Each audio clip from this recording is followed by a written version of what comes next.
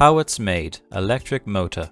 Electric motors are important to modern life and are used in vacuum cleaners, dishwashers, computer printers, fax machines, water pumps, manufacturing, automobiles, both conventional and hybrid, machine tools, printing presses, subway systems, and so on. Talking about the main physical principles behind the operation of electric motors is known as Ampere's law and Faraday's law. The first statement states that a conductor in a magnetic field receives a force when the current flowing through the conductor has a component perpendicular to the magnetic field. When either the current or the magnetic field reverses, a force acting in the opposite direction is generated. The second principle shows that as a conductor moves through a magnetic field, the components of motion perpendicular to that magnetic field create a potential difference between both ends of the conductor.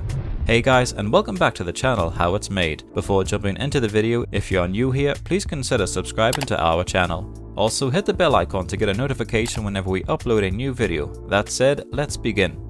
An overview of the electric motor. Electric motors are made up of two important components. The first is a static component that is composed of a magnetic material and a conductor and generates a magnetic field of the desired shape called a stator. The other is made from magnetic and electrical conductors to generate a forming magnetic field that interacts with the magnetic field generated by the stator, known as the rotor.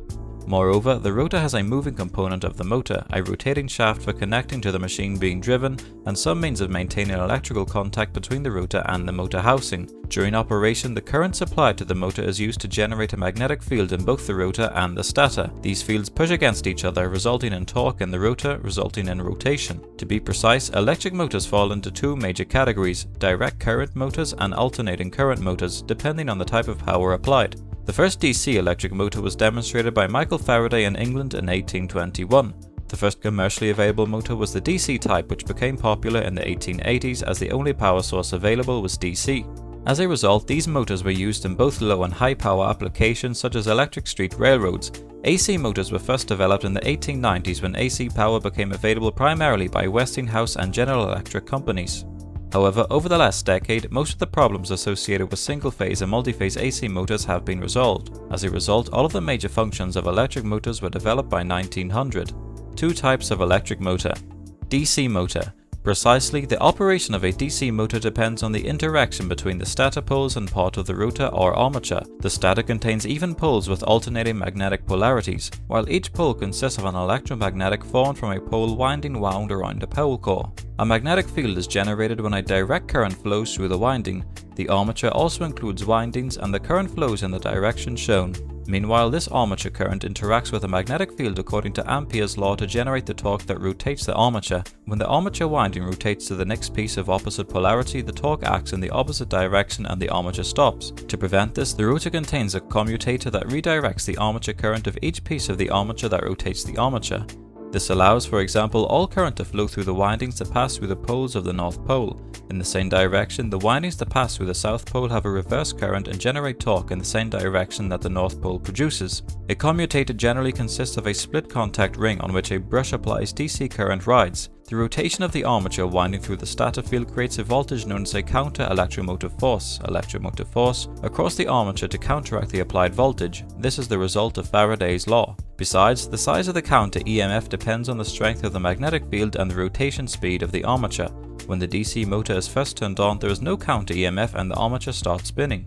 Whereas the counter EMF increases with rotation, the effective voltage across the armature winding is the applied voltage minus the counter EMF. AC motors are much more common than DC types, as almost all power supply systems carry alternating currents. There are three main different types of motors, that is, multi-phase induction, multi-phase synchronization, and single-phase motors. However, most multi-phase motors operate in three-phase, as three-phase power supplies are the most common multi-phase power supplies. Three-phase power supplies are widely used in commercial and industrial environments, but single-phase power supplies are most often the type found in the home. Following are the 6 key components that make up the electric motor. Let's learn about them. Precisely, electric motors have several important components that enable them to efficiently and effectively convert electrical energy into mechanical energy. Each drives an important interaction between the motor's magnetic field and the winding current, helping to generate force in the form of shaft rotation. The mechanical energy generated by the rotation of this shaft helps keep the plant running smoothly. The rotor. Talking about the same, the rotor is the moving part of the electric motor. Rotate the shaft that supplies the above mechanical power. In a typical configuration, the rotor is equipped with a conductor that carries a current that interacts with the magnetic field of the stator to generate the forces that rotate the shaft. However, some rotors carry permanent magnets and it is the stator that holds the conductor. the stator and stator core. The stator is the fixed part of the motor's electromagnetic circuit and usually consists of windings or permanent magnets. The stator core is made up of many thin metal sheets called laminations. Laminations are used to reduce the energy loss that would occur if a solid core were used.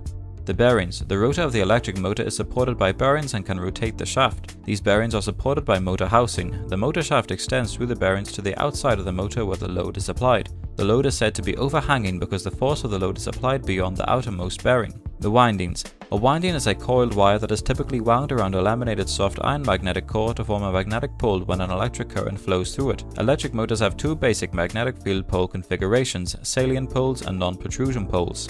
In a salient pole motor, the pole magnetic field is generated by the windings wound around the pole below the pole surface, whereas for non-salted motors, the windings are distributed to the pole slots. The shaded pole motor has a winding on one of the poles that delay the phase of the magnetic field at that pole. The air gap. Although not a physical component, the air gap is the distance between the rotor and the stator. The air gap of the motor has a significant impact, and a large gap can have a significant negative impact on performance, so it is usually as small as possible. This is the main cause of the low power factor at which the motor operates. The magnetization current increases with the air gap, so the air gap should be kept to a minimum. That said, very small gaps can cause mechanical problems in addition to noise and loss. The commutator. And finally, the commutator is the mechanism that motors use to switch between the inputs of most DC motors and certain AC motors. It consists of slip ring segments that are isolated from each other and from the shaft. The armature current of the motor is supplied through a fixed brush that is in contact with the commutator. This causes the required current reversal and powers the machine optimally as the rotor rotates from pole to pole. If there is no such current reversal, the motor will break and stop. The making of the electric motor. The following is a brief explanation of principal materials in a motor. Motor configuring material. Number 1. Wire. The wire is a material through which an electric current passes. Wires are also called conductors. The wire is usually made of copper, however aluminium may also be used. Leads are used to power the motor from the power supply and to the windings that are wound and connected with the motor. In English, windings are called magnetic wires and are the wires used to generate a magnetic field. Currently, polymeric materials are used for insulation, but the customary naming convention for enamel wire is still used. The term enamel wire is used in Japanese as a component of motor windings. Enamel wire is called magnet wire in English. Number 2. Core. The iron core is the path of flux and is made of iron, as the name of the iron core suggests. In addition, the core used to combine the two magnets with magnetic flux is called the yoke. Iron for machine structures and iron for cores contain different types of ancillary components. Iron for mechanical structures contains carbon, and iron for cores are mixed with silicon and is called silicon steel. In the case of a motor, the core is divided into a stator core and a rotor core, and a magnetic circuit is formed through the air gap between them. Since the magnetic poles of the stator cores that make up the magnetic circuit of the electromagnetic field DC motor are excited by direct current, there is no need to stack the cores, however mild steel is used instead. On the other hand, since the magnetic flux changes with rotation, a laminated core is used for the rotor core that makes up the armature circuit.